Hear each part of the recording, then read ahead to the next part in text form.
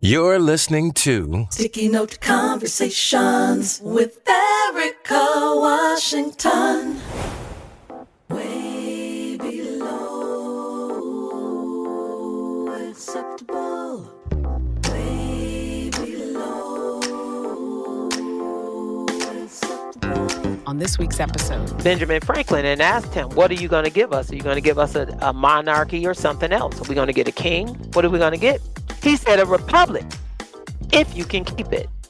So a republic is a democracy. It is where the people choose their government. Way below acceptable. Hey there, Sticky Note Conversation listeners. This is your host, Erika Washington. And today, I want to take a moment and think about democracy. If you're an avid Sticky Note Conversation listener, then you know that I ask almost every episode, what is democracy? And do you think we have it? What is democracy? How do you define democracy? Do you think that we have democracy? I've always found it to be a very interesting question that's caused a lot of stumbles and deep thoughts, and even some times where we needed to pause so folks could really think about the question. And there's good reason why. Did a little research around democracy before today's episode, and democracy is derived from the ancient Greek words meaning people and rule. It is a form of government in which political power is vested in the people or population of the state. And I highlighted space on Wikipedia. Yes, I know Wikipedia, but I thought this made sense. That although democracy is generally understood to be defined by voting, no consensus exists on a precise definition of democracy. Karl Popper says that the classical view of democracy is, in brief, the theory that democracy is the rule of the people and that the people have the right to rule.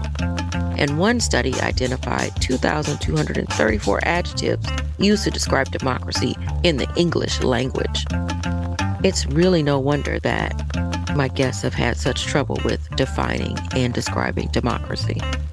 I started asking this question because I read and I hear all the time, we live in a democracy. America's a democracy. This country was founded on a democracy. But what does that even mean? And a democracy for who or whom? Remember when I sat down with Kwame Abdul-Bey, former candidate for Arkansas House District 69, Air Force veteran, talk show host, and university professor. This is what he had to say about democracy. I don't really know the answer to that question because from a historical standpoint, I know what democracy is and what democracy isn't. And I think what I'm hearing you ask, and you could correct me if I'm wrong, is what do we need to solve all of these problems that we're dealing with? First and foremost, we definitely need everybody on the same page when it comes to values. We need value-oriented civic engagement. And the most important thing that we all should be able to value is life, as meaningful as it can be, and also with as less trauma and as less scarcity as possible. If you look at a lot of these religions and their scriptures, they talk about an abundance.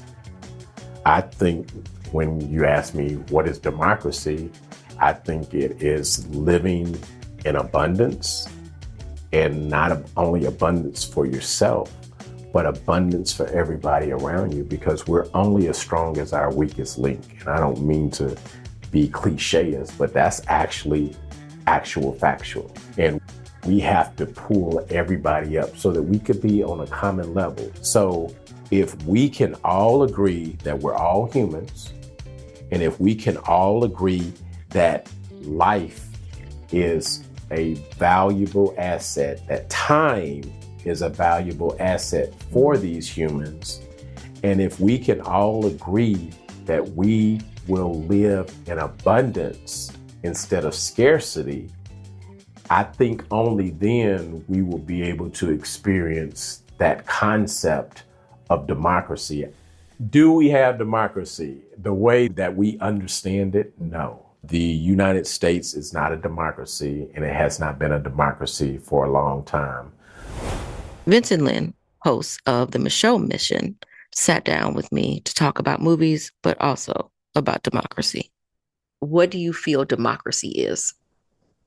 And do you think we have democracy? I think democracy is just what it sounds like. Everyone has a voice. I don't think we have it on a national level, but I also think that our lives can most readily be affected on the local level.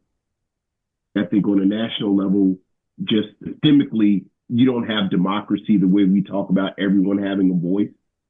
And then on a local level, unfortunately, more often than not, it seems like apathy keeps us from having that kind of democracy. Yeah, democracy exists, but our power or ability to affect change really lies in the local, where we are. It begins with ourselves. It begins with us exercising our voice with ourselves, being true to who we are, being true to our own faults, and crookeds and straights, and straighten it up where we need to. It begins with us, therefore, also extending that voice to our people, to our community, to our family, to our friends, as Black men, to our fellow brothers. There was a time when a community would raise a child, and then at some point it became, oh, don't be talking to my kid like that. And it's like, nah, because we're all the community and we all got to watch each other's back. And if we start just on that level and build and get that muscle going and then build it out, you'll see how much more power we'll start to exercise. I asked Shelley Berkeley, the mayor of Las Vegas, what she thought about democracy. That is an outstanding question, and I'm not sure that I can define it, but I know when it's in jeopardy.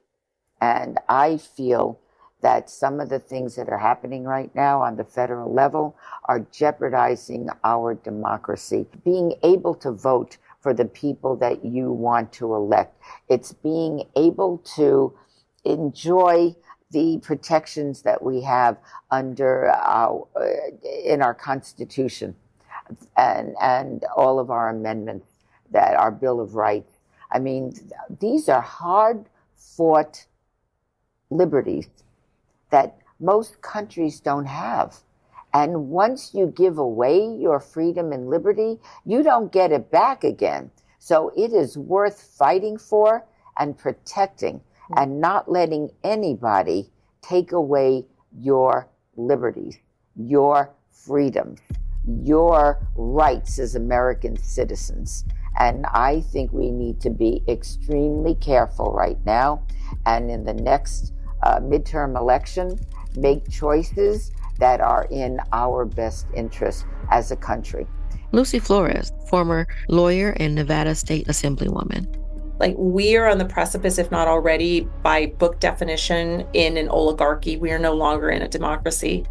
And so things like that, they keep me up at night because I realize that they're systemic, right? Like, and that if we don't change our system, if we don't come together, like if the people don't realize that it's us who have the power and not these billionaires, that we are on the precipice of devastation. It's not just the US. It's not, our democracy is certainly at risk. If people aren't afraid that our democracy could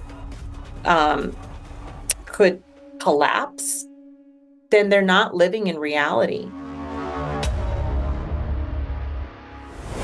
We have so many examples, historical examples, to point to.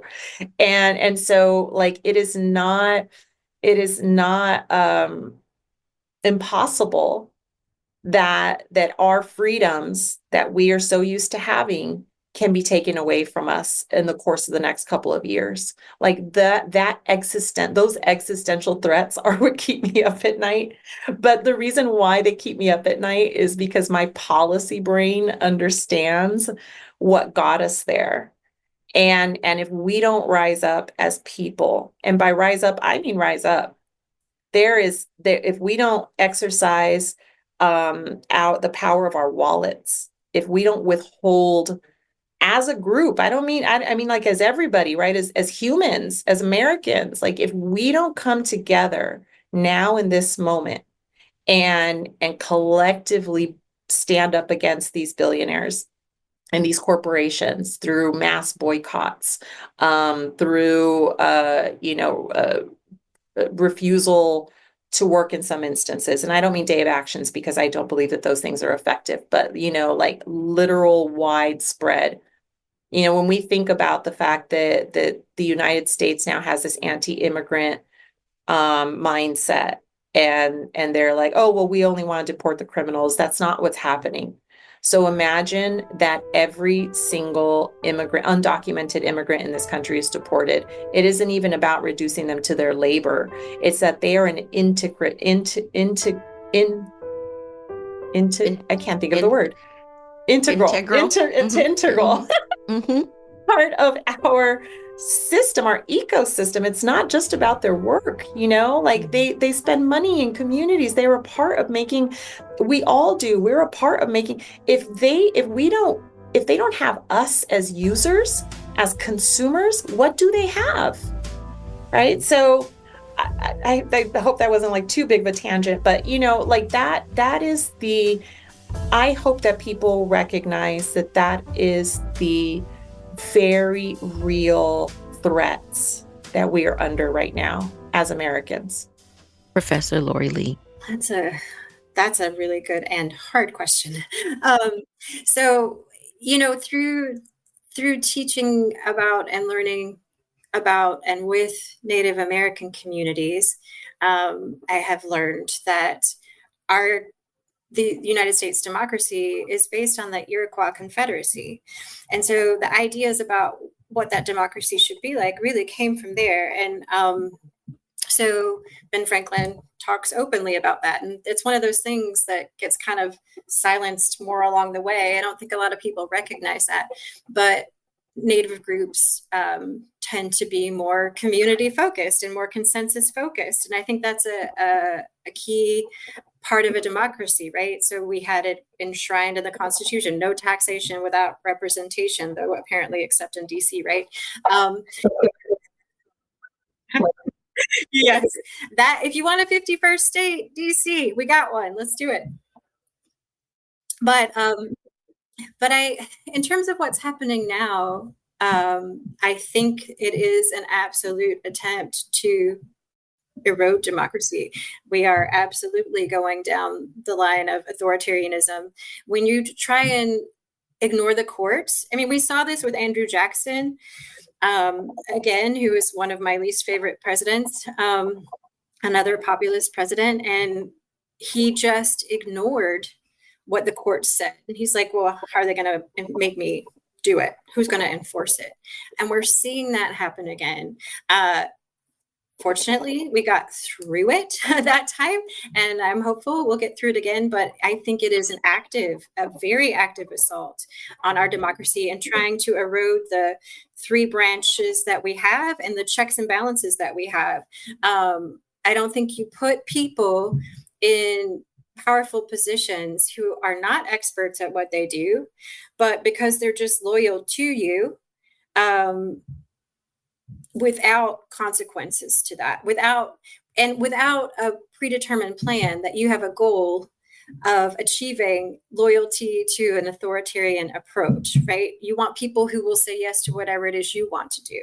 And we've seen that. We've seen J.D. Vance say, well, the president has power over the courts. No, that's not the case. And Congress has the power over the money. So those things were meant to be separated because we learned as a nation, we can't trust somebody who has control of all three things. So it looks like we're going to have to learn it again. But I think we can draw on lessons from the past. to help us get through. But it's painful. It's so painful to watch. It's so painful to watch and see the fallout, and particularly just the approach that's being taken, just to completely haphazardly eliminate positions and funding and not care at all about the consequences to the people. So again, anthropology, I think, will be helpful to remind us that it's humans. We're all in this together. Our category should be, what is your ethnicity? I usually will write in human, because that's what we all are, right? And we need to remember that we have so much more in common than we do differences. Co-executive director Erika Gallegos of Child Care for Every Family. The way that I see democracy playing out right now is everyone in the streets of LA pushing back on ICE. I think the only way that we have democracy is if people come together and fight and push back, because it is easy to lose. Our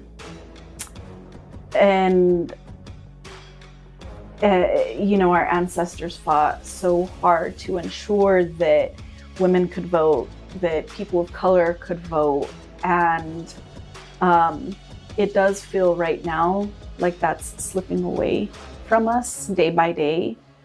But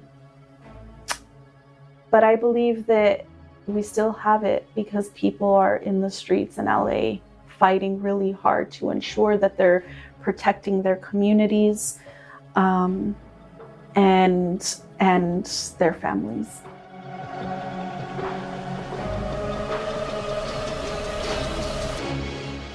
Lathrop Village Mayor Kelly Garrett.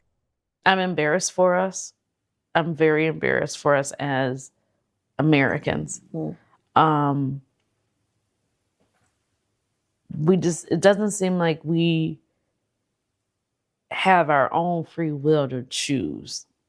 And well, we do, but it's so much coming at us on a daily basis of what's right and what's wrong. I feel like our Constitution is just being like, we're going to start over because I don't like it. And because it's coming from the top, not God, but coming from the top of the org chart, so many of the different branches are starting to feel that same way, or are starting to act the same way. And like I said, I'm just embarrassed. It used to be where elected officials were held in such high esteem. Like, oh, when I grow up, I want to be, but now it's just almost like a clown show, almost in every jurisdiction. Freedom of speech is a double-edged sword right now. And I think that that's where we're going to have some issues at. And it frightens me. I have a friend who was like, you don't have anything in your house to protect yourself. And I'm like, why are we there? What's going on in our world where we have to feel as though we now have to be armed in our own houses because of what the world is doing? Next 5 years, I see there's a saying, it's biblical, when you build your house upon sand, it can crumble.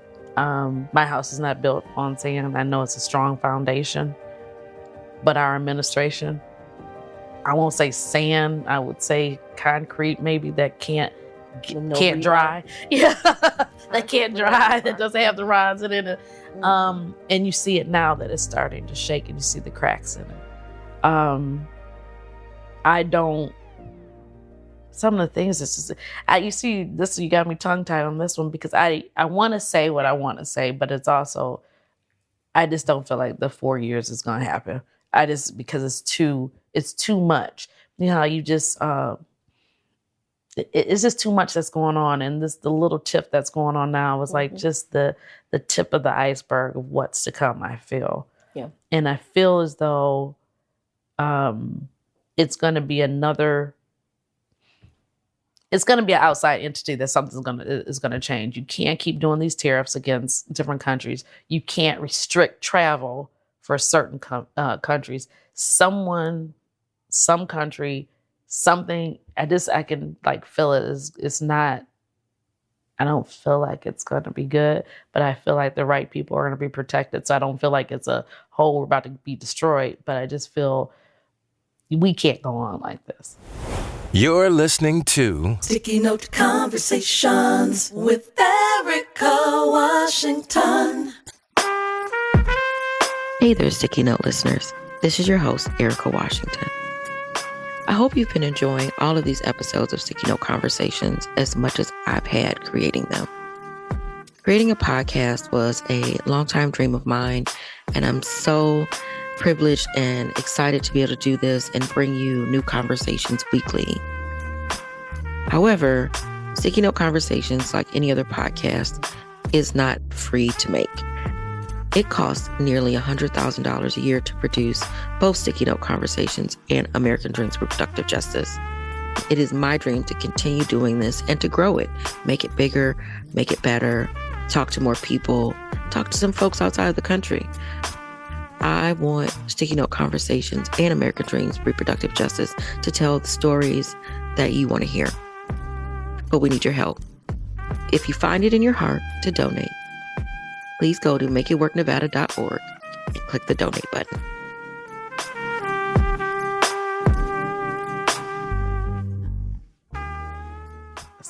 And here's author Dion A. Johnson. Oh, wow. Well, that's a big question. So I do think we have it. How much of it do we have?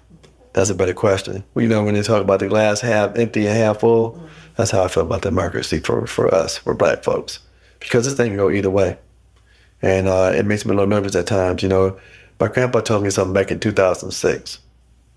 He was back watching TV with was a guy named Judge Joe Brown. So he said, "Come back here. I'm going to see this." I said, "What's going on?" He said, "I'm watching Judge Joe Brown." I said, "I know you watched that." He said, "I don't." He said, "But, you know, they ain't here clowning." I said, "Okay." I said, "What's going on?" He said, "I see something happening. You can't see it, but I can." So what do you mean, Pop? He says, "We're going to go back to slavery." I said, "Oh, no. We're not going back to slavery. Oh, can't do that, Pop." He said, No. Not that kind of slavery." He said, "Modern day slavery." So what do you mean? He said, "We're moving too fast."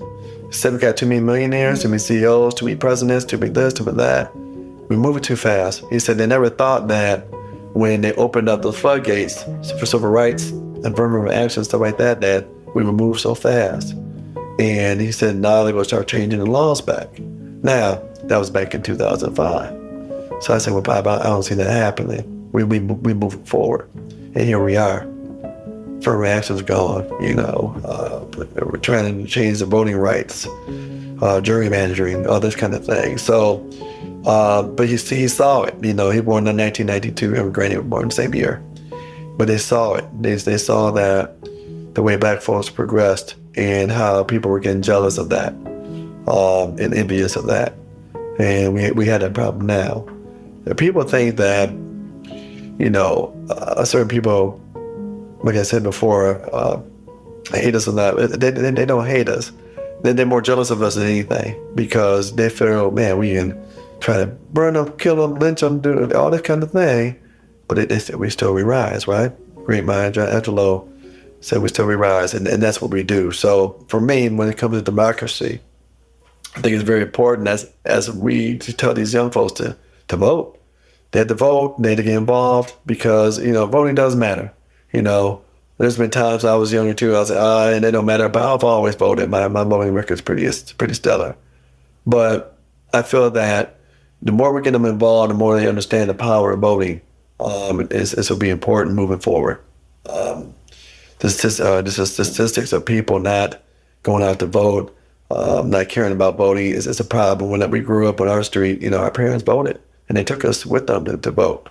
So that was already ingrained in us. Not just the big elections, right, but midterms, small elections. That's very, very important. So for me, I feel like if we're all on that boat, a lot of that stuff will get reversed. And next thing you know, we won't have voting rights. I think that's where our country's going. So we got to tighten up. Our race got to tighten up. Ashanti Groller, president of Emerge.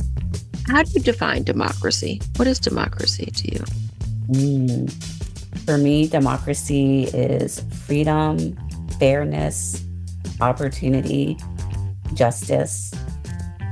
It's the ability to have all of those things in your life, to not only be able to survive, but to thrive, and to be able to do it in community with other people. And I feel I graduated with a poli-sci degree from UNLV. And one of the most important classes that I took was on democratization. And after the man got elected the first time in 2016, people said, okay, Ashanti, what do you think we're really going to see under his administration? And I said, we're going to see how fragile democracy is. And that is what we are seeing, because a huge part of making democracy work is people showing up, people being able to run for office, people having access to information and news. So for me, a big piece of democracy is people having the fairness and the ability to live a good life, but for us also to have a government that's going to work for us. We are a backsliding democracy, unfortunately. And we see that with these executive orders coming out. And I think we have to remember executive orders are not the law. That's why they're being challenged in court. But I think what is making us slide so quickly into a backsliding democracy is the people who are so quick to bend the knee and to fall in line and just want to curry favor with this president and his administration. But what is giving me hope is Senator Booker's filibuster. And, you know, I have it on in the background, and it's the fact that right now 52,000 people are watching it on YouTube. So that is something that absolutely gives me hope. You know, the people who are going to Wisconsin to volunteer for the Supreme Court race and the other races there, and are making it clear to Elon Musk that, you know, we're not going to make this easy for you. You just don't get to drop hundreds of millions of dollars and buy these races. You know, it's the young people who are really stepping up and fighting back and showing up at the town halls of elected officials and school board meetings discussing their future. Like, that right there is democracy at work. And it's just going to be so crucial to us maintaining our democracy over the next few years. Like, democracy is one of the hardest, you know, governments to keep going, and you have to keep at it. It's why I tell people my work at Emerge doesn't have an end date. There's no time frame for Emerge to be done, because we have to keep at it. You know, and, you know, kind of going back to what we were talking about earlier and how people were feeling after the vice president's loss, I addressed the team the day after the election.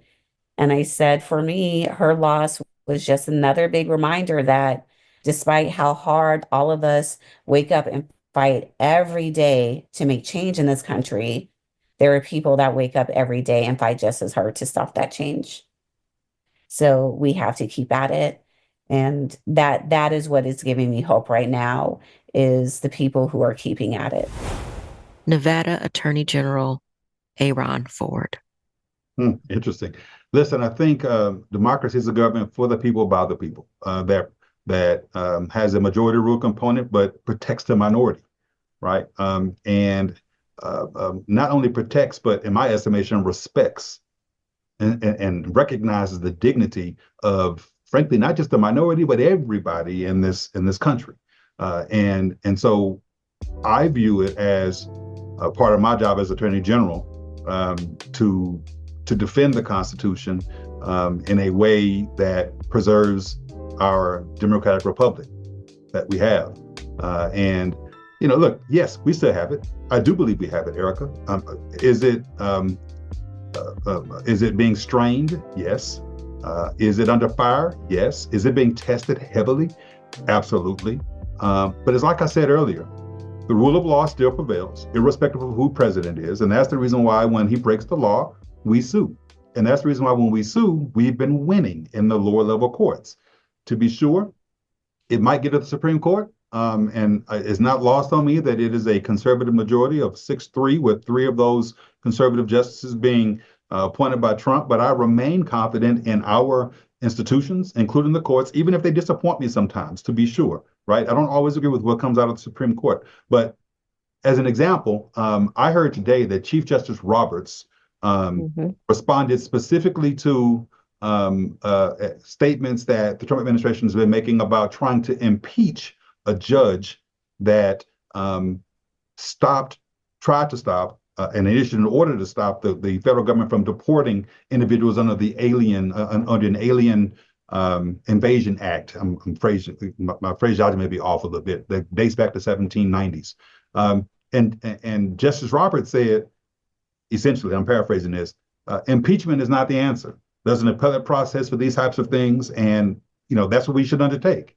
That, to me, gives me some level of confidence that certainly at the Supreme Court level, or some would say even at the Supreme Court level, these justices recognize that the rule of law still has to prevail, that extreme measures like impeaching a judge because you disagree with his or her opinion is not the approach to take, is not what our Constitution contemplates. Does that mean that impeachment papers won't be brought up? The answer is no. In fact, they have been brought up. A congressman in Texas has filed impeachment papers against that judge. Let's see if it goes anywhere in the House. But at the end of the day, statements like that from Chief Justice Roberts give me some level of confidence that our democracy remains and will remain.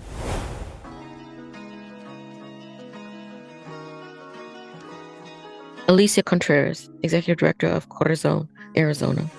Democracy for me is where those people, like the people, are being heard, and those elected officials that we're engaging with are governing alongside with and for the benefit of like making folks better for folks instead of harder. Hearing from them is where democracy is for me right now. And I don't know, this is not a polished answer, Erika. I'm just feeling so like, oh. And sometimes it feels like a joke. I'm just being real. Like it's just, it feels so difficult. It is a very fragile, very, very fragile thing that we as a people, if we don't get it together, we're seeing it lost.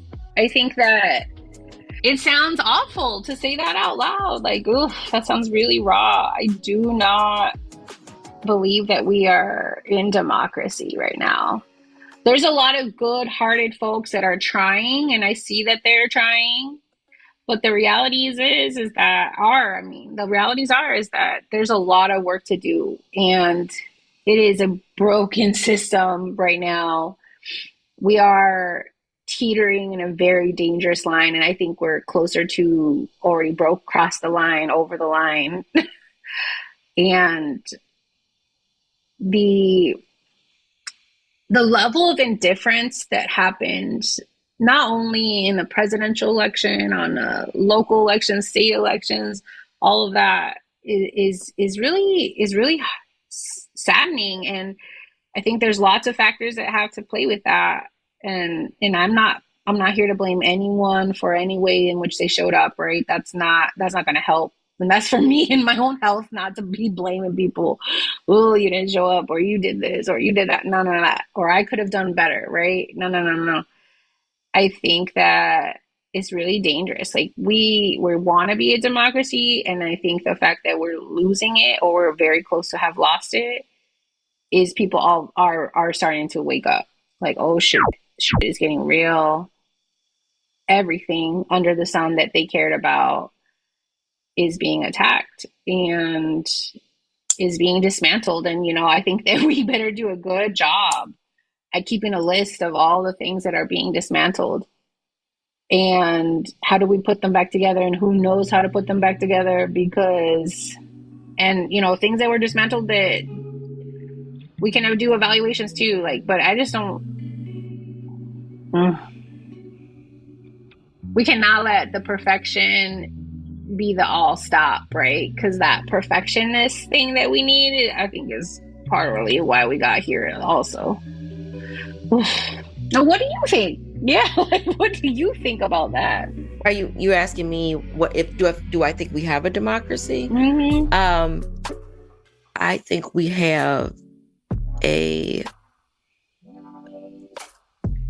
have someone's version of democracy. I think that we are, because I ask this question a lot. I ask this question on nearly every episode, and there are some folks who can define it very distinctly, and you have other folks who define it with a much wider breadth. And there doesn't seem to be, like, there's a dictionary definition, but it doesn't seem to fit how people see it. Democracy seems to be something that lives and breathes and grows and changes, and it depends on your view of the world and the lens that you see the world through. And so I think that for some folks, this is exactly what they think it should look like. It looks exactly how it should look. And then they keep pushing towards that. And then we have other folks who think that this is nothing like a democracy, and we want something different. And so I think until we can come up with a unified definition that we can all get behind and say, this is what we all we say that we want to live in a world of democracy, and this is what it means, then we're always going to be on the verge of violating someone's human rights, because we can't seem to agree on how to even function. So in that sense, we have it for somebody, but we don't have it for everyone, which to me is not a democracy. Sticky Note Conversations with Erika Washington. Hi, my name is Aaron Ford. Hi, my name is Nina Nova. Hi, I'm Lori Lee. And you're listening to Sticky Note Conversations with Erika Washington. Hey y'all, I'm Erika Washington, the host, creator, and executive producer of Sticky Note Conversations. My life, my mind, is always running way too fast. So I jot down thoughts, questions about life, wish lists, goals, all on sticky notes. One sticky note was this podcast. Over the course of my journalism and social justice journey, I've met some really amazing people, but I hated that I couldn't talk longer and really dive into their lived experiences, their views of the world, and their dreams for the future. Sticky Note Conversation is for anyone who enjoys a really good conversation. Sticky Note Conversations with Erika Washington.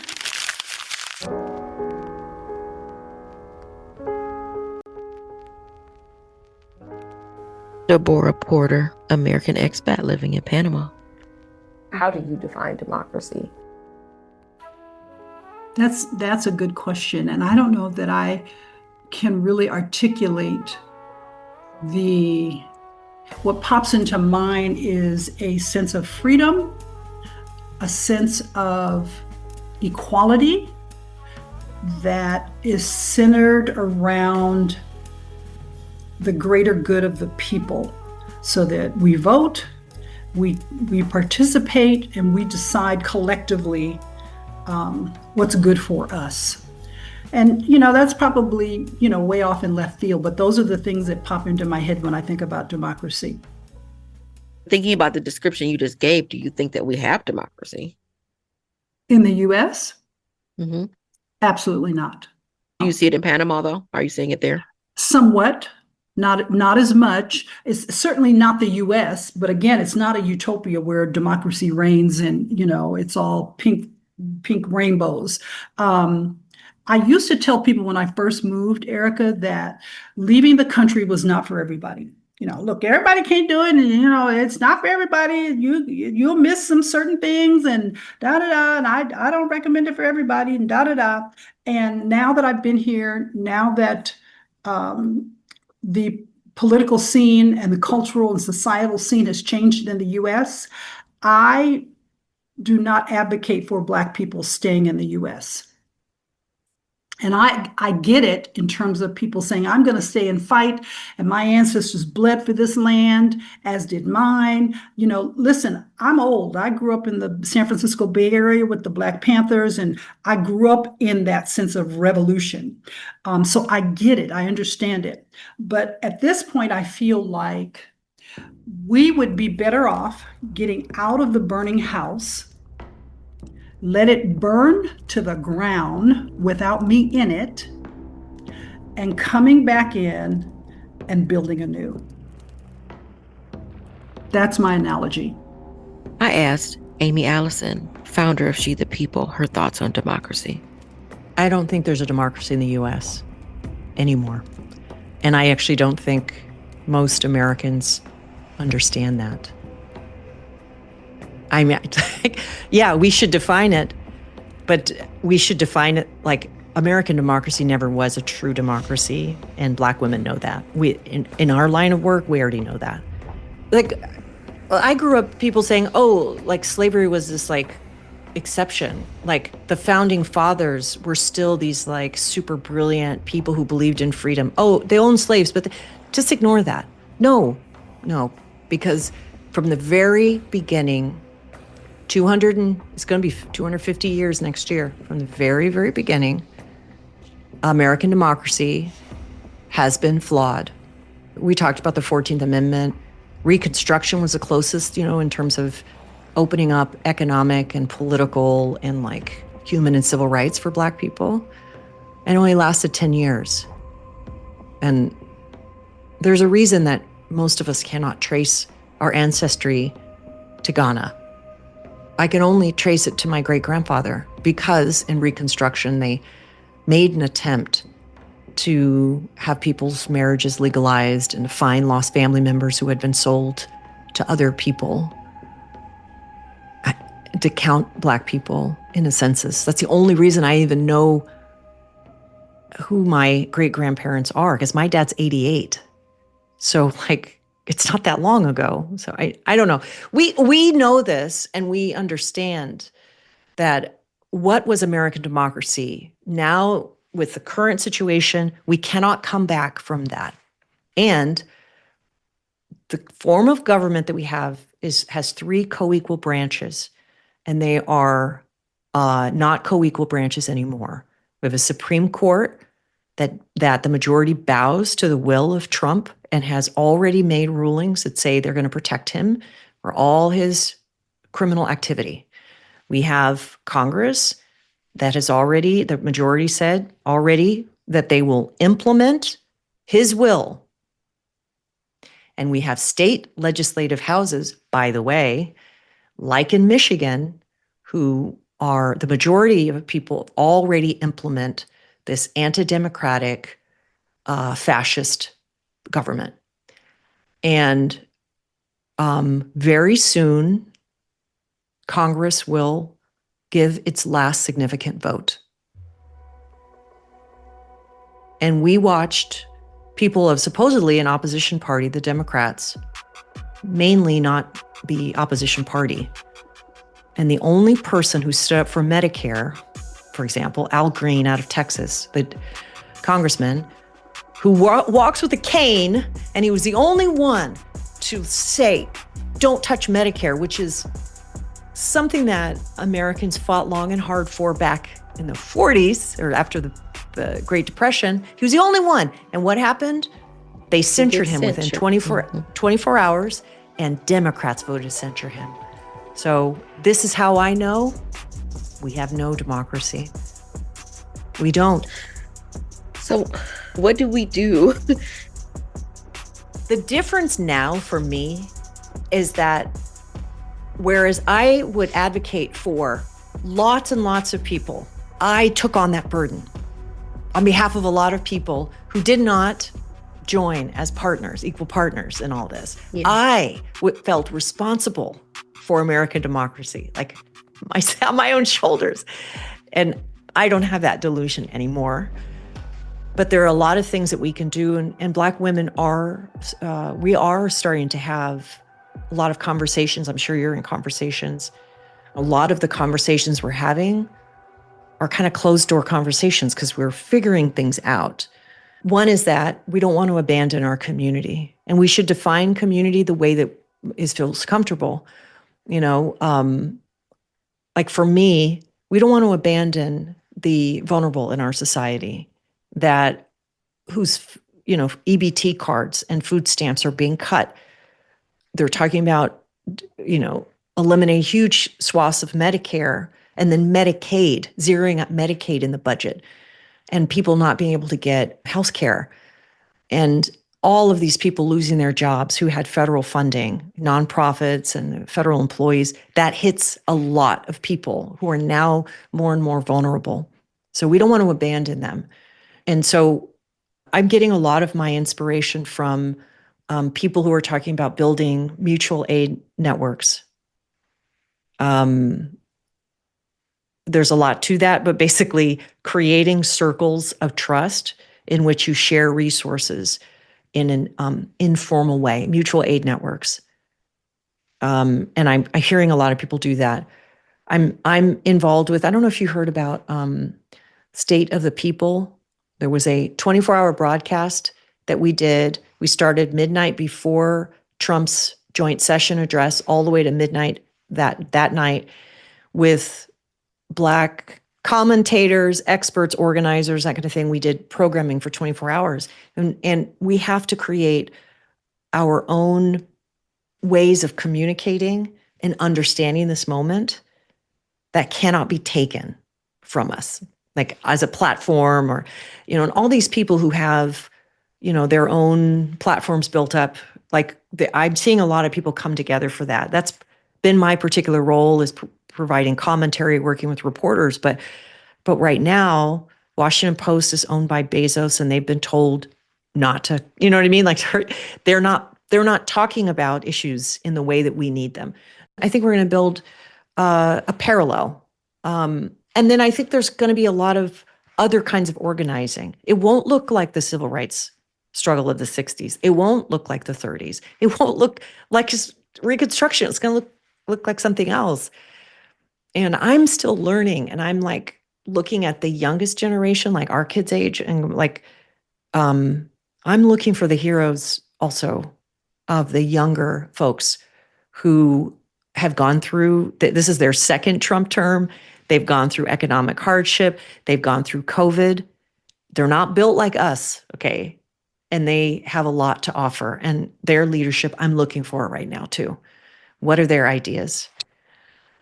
And I just think we stay connected and stay in conversation. Assemblywoman Chandra Summers Armstrong.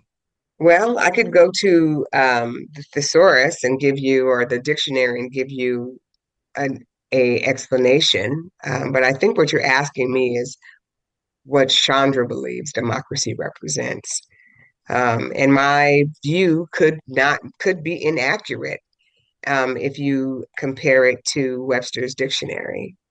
But to me, democracy means that I have every opportunity and every right to live peacefully and to live free in this country, that whatever I dream or my children dream, that the opportunity should be available for them to achieve it, and that there should be no force, whether that force is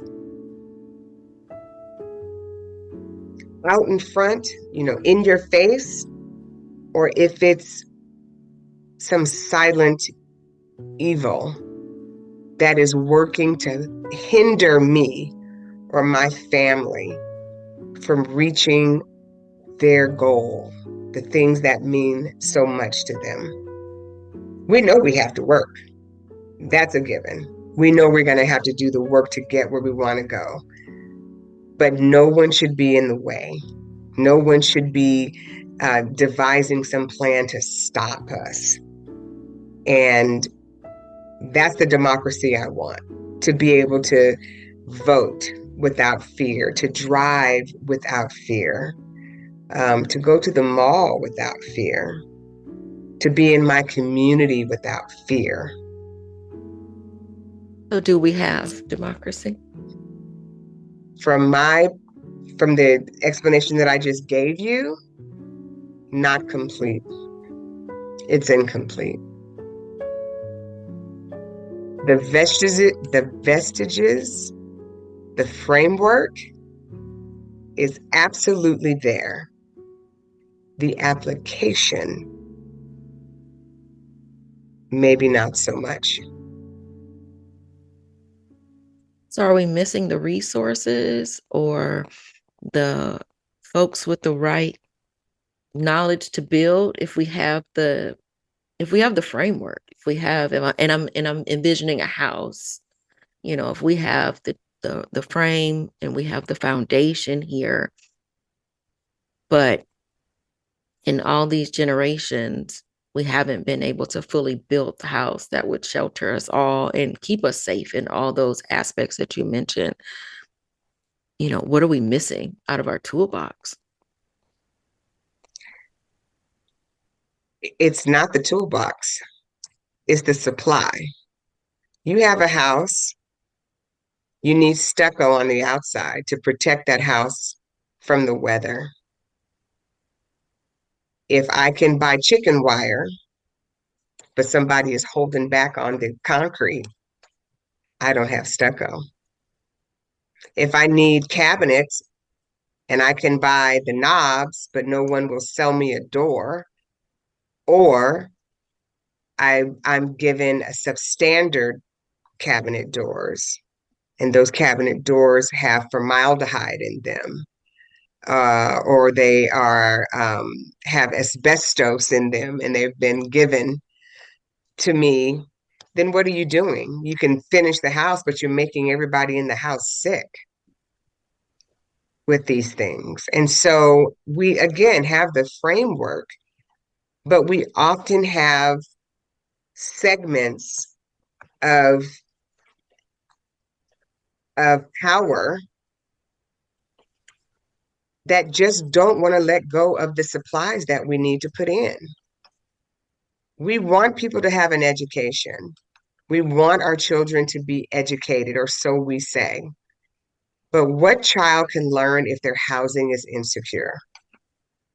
Just had this conversation at my principal's roundtable, where we are seeing unbelievable numbers of children still being expelled, and the number of girls rising, Black girls who are expelled rising. Now we have another group going to the school to prison pipeline.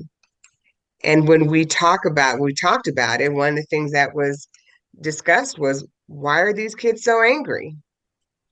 Well, if you got a green hefty bag at the front door and you're taking your underwear and your clothes in and out of it every day because you don't know if this is where you're going to live, if this is where you're going to be able to stay, how in the hell do you think that kid is going to be happy in school? You know that kid got an attitude. They're just waiting for somebody to say something so that they can blow up and blow off all this anger and frustration because they are housing insecure or they don't have food.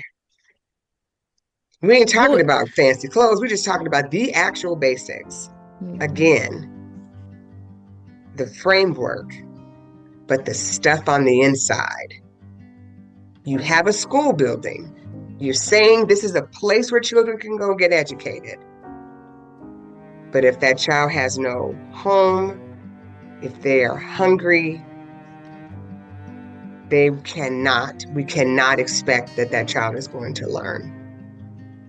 So, that's a pretty deep question. I've been lucky and blessed to be able to have had really good opportunity. But I know that I am an exception and just absolutely blessed beyond measure. And I know this because when I go out and knock on doors and talk to my neighbors and talk to constituents, I can see that I'm blessed. and that what I've been able to experience is not necessarily available for all. So we have the hope, but it's incomplete. Dr. Cheryl Neely, author of No Human Involved. My definition of democracy is the right of the people to elect their congressional representatives to run this country, to have a voice in the way this country is run. That is what a democracy should be. And people who are citizens of this country, regardless of race, class, sexuality, gender, should have that right to choose the government that rules over them. And do you think we have democracy in America? Absolutely not. And we didn't have it when we wrote it up in 1776, when the woman asked outside of Independence Hall, when they were in there working on this, and this plan for this new government, and a woman confronted Benjamin Franklin and asked him, what are you going to give us? Are you going to give us a monarchy or something else? Are we going to get a king? What are we going to get? He said, a republic, if you can keep it. So a republic is a democracy. It is where the people choose their government. He said, but if you can keep it, because he wasn't quite sure that it could be kept. But at that time, we didn't get the right to vote. When the 15th Amendment was passed, which gave Black men the right to vote because women hadn't gotten the right to vote until the 19th Amendment, Black men were held back through Jim Crow segregation and the sabotage of Reconstruction. And even when white women got the right to vote in 1920, Black women were held back. And then we had the Voting Rights Act of 1964. And ever since that act was passed, the conservatives in this country have fought tooth and nail to roll back voting rights for Black people because Black people were supporting more liberal, progressive parties. So when the Southern Democrats fled to the Republican Party, then the Republican Party was no longer the party of Lincoln. And Black people began to support the Democratic Party. So the fact that Black people, when they vote in large numbers for the Democrats, the only way to keep the Democrats from winning is to suppress the Black vote. So we've never fully had a democracy, absolutely not. We've had one on paper, but not in principle. I love the way Isabel Wilkerson describes the United States in her book, Caste, The Origins of Our Discontents. She articulates that Americans have inherited a big old house that was built on a flawed foundation, and ignoring the stress cracks and bold walls leads to danger. The structure is disintegrating in certain areas, and even if we weren't the ones to build it or skimp on the quality materials, it is our collective responsibility to fix it. We have to collectively work together to repair what's broken and to build up the ideals we need to thrive. Democracy is taking care of and improving upon the house we've inherited. And if democracy is political power that's vested in the people, the question that begs an answer is, do the people know they have the power? And can it be used to build our version of the American dream? This is Sticky Note Conversations, and I am Erika Washington. I hope you enjoyed this conversation as much as we did.